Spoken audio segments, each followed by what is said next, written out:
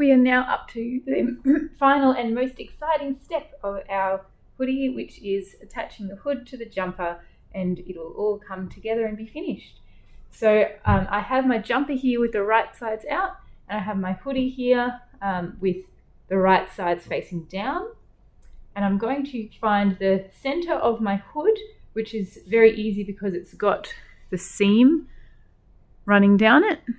You can see, it's hard to see in the camera, sorry, it's not in focus, but you'll see the seam down there. That's the center back of my hoodie. Make sure this is catching in focus. Here we go. And I'm also going to find the center back of my neck hole. Now, if I'm struggling to find the center back, an easy trick is to fold this in half between the two seam allowance parts, like this. Hold it like this, and now I can see where the center is. And it's a great idea when you find that center back to mark it with a pin, like that. Oh, we went through a couple of layers. Here we go. Mark it with a pin. Now I'm going to attach my right sides together. So my grey side of my hood is my right sides, and obviously this back here of my back is my right side. So I'm going to put right sides together, but I've got 3 layers in here. I've got my jumper neck, the neck hole of my jumper. I've got the grey outer side of my hood, and I've got the black inner side of my hood. I'm going to put all of those together. Now, normally I would say make sure they are all flush, but you'll probably find this happens quite commonly with yours as well. The inner part, which I've got in black, does tend to sit a little bit up because there is less space that it's needing to take up inside the hood. It tends to kind of want to sit a little bit bigger. I can come and trim that off a bit, but for now I'm just letting that sit up. But I will start to bring them together a bit better. Now I'm going to work all the way around my inside hood, my outside of my neck hole with the hood like this.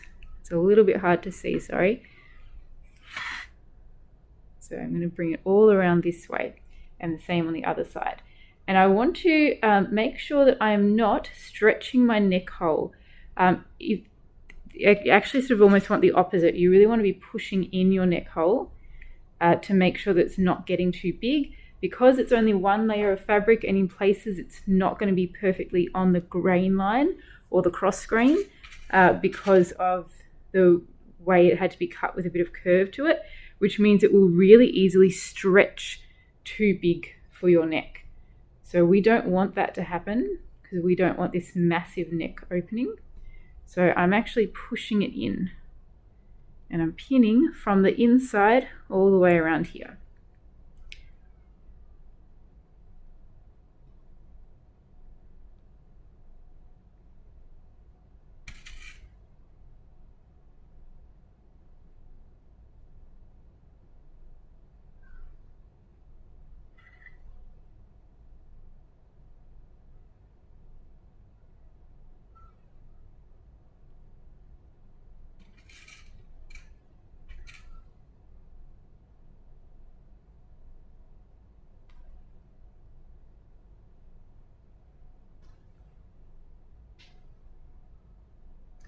Now when I come to the front, I actually want it to slightly overlap the center front.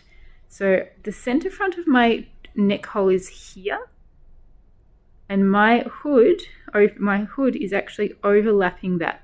Now I deliberately cut my hood a little bit bigger, so mine is going to have quite a pronounced overlap.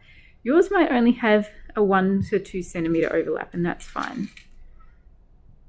But it will look much better if it does have a little bit of overlap where it joins.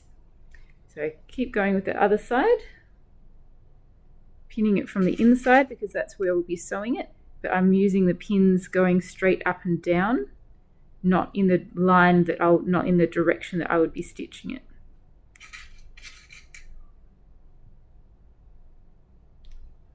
So I'm still pushing it in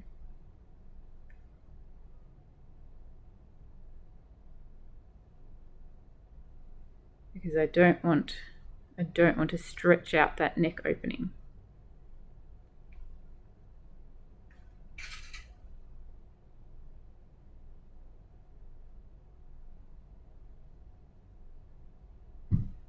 And see at my center front, these two bits are overlapping each other. And that's correct. That's what I want to have happen. You can make sure that they are definitely overlapping evenly in the center front. Sometimes it helps to pin it in place first and then check. I'm reusing these same pins because it's all going in together. So I'll be stitching all of this around with a normal straight stitch, and then I'll be overlocking this whole seam all as one. But you can kind of get the idea from here of how this will turn out and join. I can check that this is meeting in my center front, and then I'm happy with where it's sitting.